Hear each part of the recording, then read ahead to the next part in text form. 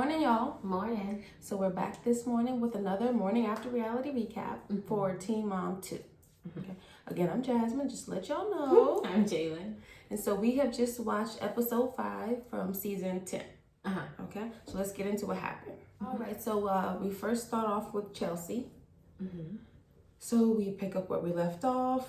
So the last episode, Aubrey says she wants to take her dad and Cole to the daddy-daughter dance. So we see them in the car, and Chelsea asks Aubrey again, do you want to take your dad to the dance? Do you still want to take him to the dance?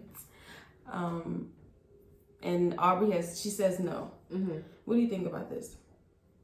Normal. Normal. I feel like at her age and having to choose between the both, I feel like she probably felt like she don't want to have that awkward interaction between them both type of thing. And then he's previously gone before Cole, so she's probably just like, it's just easier to let him go. That's what I was thinking. What she was thinking as a 10-year-old. So part of me was actually thinking that with Chelsea asking her again, it maybe could have made her feel a certain kind of way. Like, maybe I shouldn't. I already told y'all what. Oh. Like, it kind of was like, are you sure you want to take him? Oh, like kind of pushing her towards like. Yeah, like I was worried maybe Aubrey feels like they don't want him to go or something. Oh, maybe. As a kid, you might be thinking that, I don't want to make Cole feel bad. Maybe they don't want my dad to go. Right. So if I already said I want my dad to go, here you go again. Oh, you sure you want to go with your dad? Or right. You want to take your dad? So she could be feeling, like, I don't know. I know. But in that moment, she did say, no, I don't want to talk about it anymore. Right. She even cut it off. She said it was over, right? But I'm like, at 10, I guess, no matter what, I guess it's just always going to be like that awkward feeling, I guess. Because I was surprised in the beginning she even said she wanted him to go.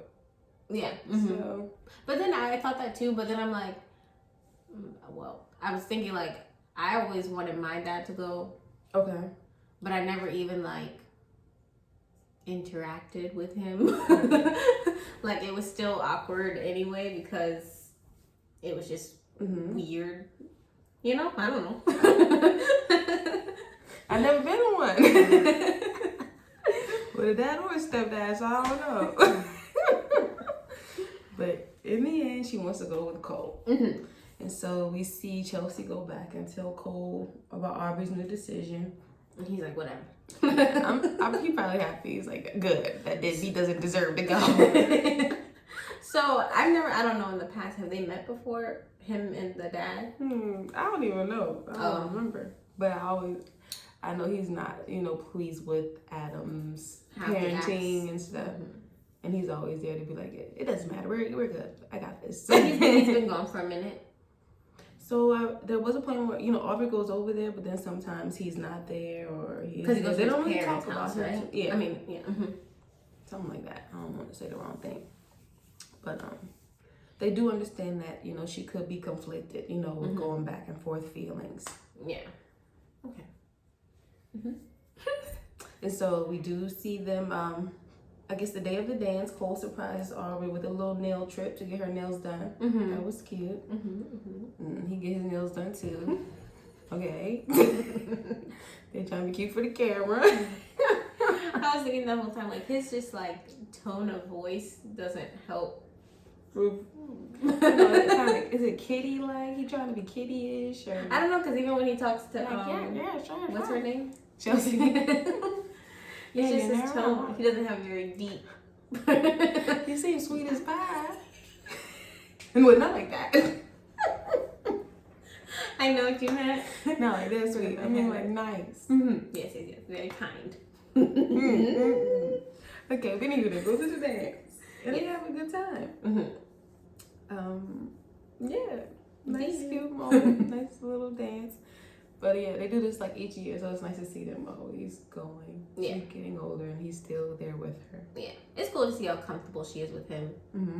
And again, I think Chelsea was like happy too, like how she forgets that it's not even her real dad because they're so comfortable. Which gotta be and nice, he's so, he wants to be there in that way. So that's nice. Okay, so the next person we see is Kaylin.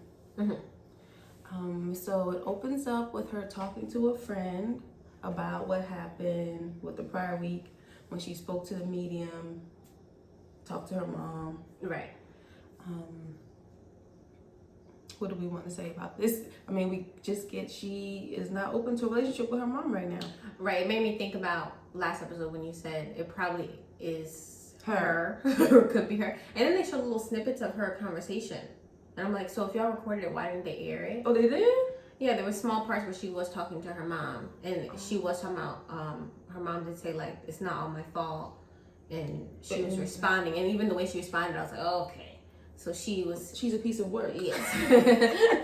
And like, yeah, she seems like even if the mom she wanted to reach out, right, she's making it hard for her anyway.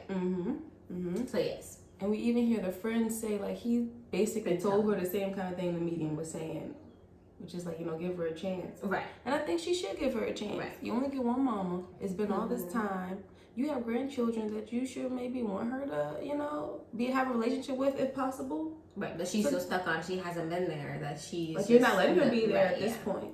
Mm-hmm. But I think it's worth giving it a shot. If she mess up, okay, you can be done with it, but right, give the lady a chance. And I was thinking, like, I guess, yeah, it's still a person in and out of their lives, meaning the kids. Like, if they did meet her, but then she kind of wasn't around as much or whatever.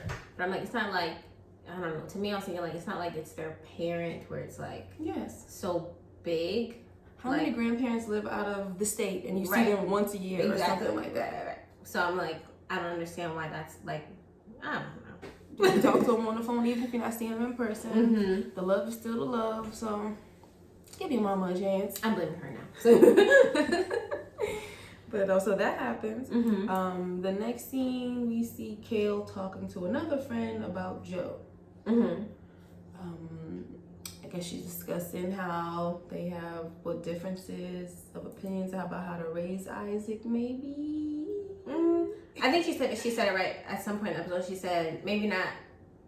I mean, I guess not. I guess how to raise him. Like, they want the same outcome. They just have different routes on how they want to go about it.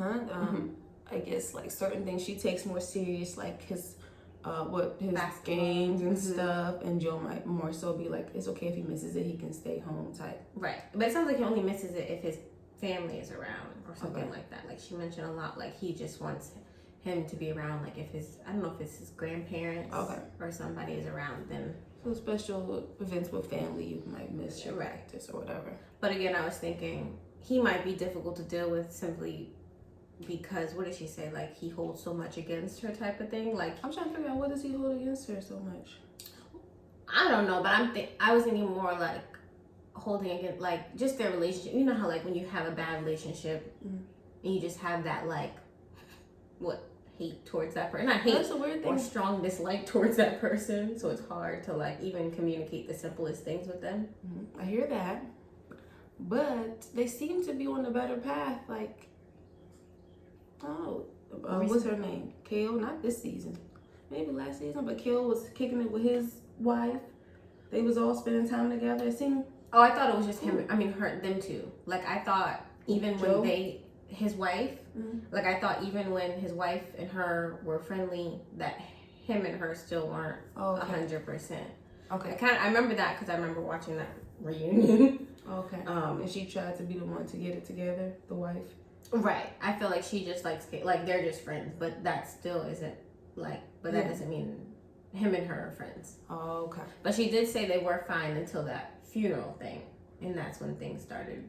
She said it was worse than it was before. Okay. But I was still thinking, either way, dealing with Kale, just go to therapy. Brings us to the next point, they go to therapy. And so it goes well. I guess Kale was a little apprehensive initially about the idea, but she left out feeling like it was helpful, right? Yes. We do learn I think important to know, because we touched on it last time, which is that when she went to the funeral, she did not tell him who he was going to be with. And that's what I was saying would be, I guess, problematic. You would want to know where your children are staying. But I think that's fair. Like, I feel like him being upset about it was fair. Right, that's what I'm saying. Like, she shouldn't, I don't know how she reacted. Because last week we were assuming, I think, maybe that she didn't tell him. But yeah, as a parent, you want to know where your children are staying. Right. Next, we see Jade. So my girl Jade and her family. So Jade's grandmother's restaurant closes. Unfortunately, this restaurant is where all of the family is employed. Right. The whole household. Jade works there. Sean works there. Jade's mom and stepdad work there. This is a lot for a household to take. Yeah. So Jade has graduated. She already was wanting to look for a salon space. Now she like, okay, now I really got to get this space. Because she may have to, provide for everybody for a little bit until everybody has a job. Right, that's deep. I was thinking about like keeping the house up, but then she's gonna have to be grocery everything. I know. I also kind of try to remember too. She is on Team Mom, so she do get money from them. No, right. I was thinking because when they were all outside having that conversation, everybody was too calm. Like I'm like, none of y'all have jobs, and then I'm like, oh wait, she gets money, and Sean's over here like, I watch Chloe. Like he didn't even say like, I'm gonna get a job. I'll look for a job. That's what he said outside. Yes, and the mom was like, I got a job. I got an interview next week or whatever she said. Stepdad didn't say nothing. They didn't even show him. But then Sean's just like, I watch Chloe. And I was like, oh, comfortable.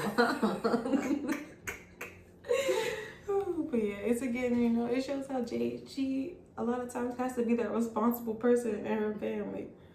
As the child.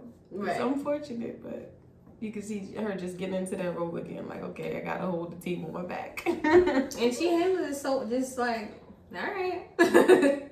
Gotta do what I gotta do. She's so sweet. Just don't get on her bad side. No, she's cool. Okay. And so she ends up finding a nice little space. I think she called it a loft, but it's a nice little area that you rent, control everything. That was cool. Yeah. I was proud of her. Yes. I was like, I'm happy for Jade. She really, taking the steps to better her future. Yeah. She had a plan and she's following through with it. And so despite it all, she still was going. Like she was saying, she had to deal with a lot. And I think it's nice to like, not everyone can find like their passion, their niche. So it's nice that she like found it, can get it. She have her plans. I keep hearing about she gonna have these men just running these salons. Right. She's ready. Yes. And she's on step one, like it's nothing. Right on it. But so I was happy for her. Yeah, so it's great that she's getting into her career. Just unfortunate that everybody relying on her right now. And then I was thinking, I wonder with Sean. I mean, I think she mentioned it like, excuse me, in another scene, like, until you find a job, watch Chloe. Excuse me. But I'm like, is he gonna get comfortable and that's gonna become a problem? I feel like they try and portray him that way. I don't know if he's doing it himself, but like they got him on the game. Like they trying to show how he on the game. But he was still paying attention. Yeah, one headphone off. On the other side of where she was talking. So he was listening, but I feel like they try to show him like that. Like all the time. Then they got him with Chloe when he's watching Chloe and she's over here and he's we'll see you. We're proud of you, Jade. So now we get to Leah's story. So we see Allie, one of the twins, or the one with muscular dystrophy. She wants contact lenses. She's tired of wearing her glasses. She's taking them off. So they have an appointment to go to the eye doctor. Yeah. And I guess on the way to the appointment, her sister, Aaliyah Grace. I get Gracie, they call her Gracie. All confused. She wants to go with her sister to Jeremy's house. And so Leah calls him up. He says, yeah. But then he, I guess, texts her separately about how he may be concerned that Corey may be feeling some kind of way about her staying there. Right. Leah's like, I don't know why that would be a problem. She's there with her sister. Do you think it was like something he should be concerned about? I don't know. I was thinking, well, one, I was like, it's just a couple hours or however long the appointment. It's not like she's staying the night. But then at the same time, I'm like, I guess I see how it could become a thing because it's like, whether that's her sister or not, that's not her father. That's not a family member, technically. Like it could be seen as that. But I'm thinking, not Cole, what's his name? Jeremy was probably thinking more of simply because of the fact that they're not getting along right now. Right, they had that little beef. And if that was the case, then it's like, yeah, that's stupid. Yeah, I guess they seem to have moved on from that moment. But yeah, I could see where Jeremy would be coming from. He not trying to start no drama. Right. But then we do have to remember that he lived with Leah and the girls, so they could have a relationship, already. Yeah. To be comfortable enough to, be around each other. So. But I guess, like Leah said, it wasn't worth mentioning. Like, I guess yeah. I see it could be a problem, but over, right? It was just an appointment. I see his view, but yeah. Mm-hmm. So we find out that Allie cannot get contact lenses, so she can't see out of one of her eyes. I don't know if I remember. I don't think I remember that part. And apparently the glasses are helping to preserve her vision, right? Well, it's not like just to protect her eyes. Oh, okay. Like he said, if a ball were to hit it, at least the glasses are there. But I was thinking, I just heard her talking about it to Corey on the phone. Oh, yeah. So what did he say? The doctor was just like, pretty much as a protected, like if something were to, they just don't want anything else to happen to the other eye because then she's not gonna see at all. Okay. So it's more of just like a risk of having that extra layer on Okay. But then I'm like, well, at her age, she's young. Maybe when she's older. But the doctor was like, no time in the future. I'm like, maybe when she's older, because she's not gonna be, as reckless as like a little kid playing around and stuff anymore.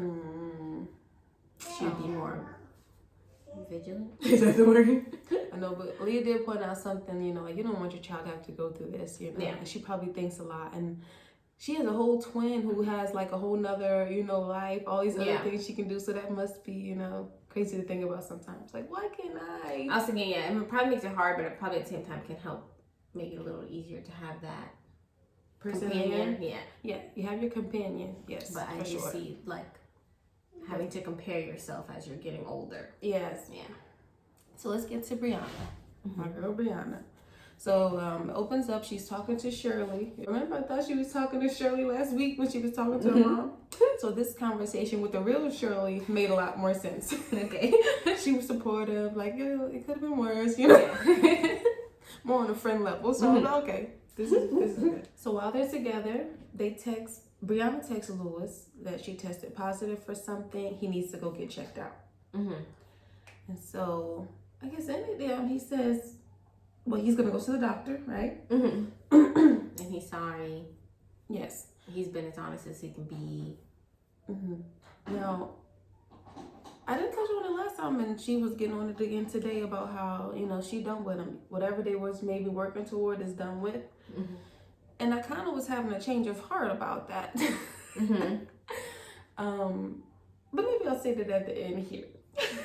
Well, I was thinking when they were texting or whatever, I don't know. I feel like, didn't she ask if he's been with other people? I don't know if that question ever got answered. Or if it did, it wasn't on camera. Like, she didn't say the response. But I was thinking, this is kind of random, but I'm like, for men, I know it's like common. They don't have symptoms like women do when it comes to this stuff. But I'm thinking, like, what if he didn't know? Exactly. I was like, it could have been either way, it was reckless. But it could have been a while ago when this happened. Well, let me just say it because you're saying it. Either way, it's reckless, right? And my thing is that we have to say she was being reckless as well to even have sex unprotected. Right. So she wasn't even being responsible. Right. Yeah, I was thinking that same way. So, like, she putting it all on him, but you have to protect your own health. Right. So that's why I'm like, is this something to really be, like, I'm not talking to him again, Had he not known, he was being irresponsible, but you were also being irresponsible. Right. You did hook up with him after not knowing where he's been for the past however long. Y'all was not in a committed relationship. Both right. Single people. You randomly seen him when he was DJing randomly in your town. You randomly stalked him. Was drunk, and you wanted to go home with him. Right. And then chose to have unprotected sex. Right. Is it all on Lewis? Yeah. I definitely think she's doing too much. So, being too hard. She's speaking as if they wasn't a committed relationship. Right. Like they were together and he did something outside of them being together that she was supposed to know about. But no. But anywho. So we also hear she says Lewis has been texting to see Stella. She was ignoring his text. She finally says, okay, you can come by and see her. Her whole issue all this time has been how he doesn't want to be around. it's like he's trying to see the child, and you're letting what you guys have going on interfere with that relationship that you've been talking about all this time. Right. You were the one talking about you don't want him to act that way because of this. I wasn't even thinking that specific. But yeah, she's saying she don't want him to feel some kind of way and not come around. And he's not feeling away. Right. He actually surprised me. I feel like he coming around more and stuff. This STI saved your child's relationship with her dad.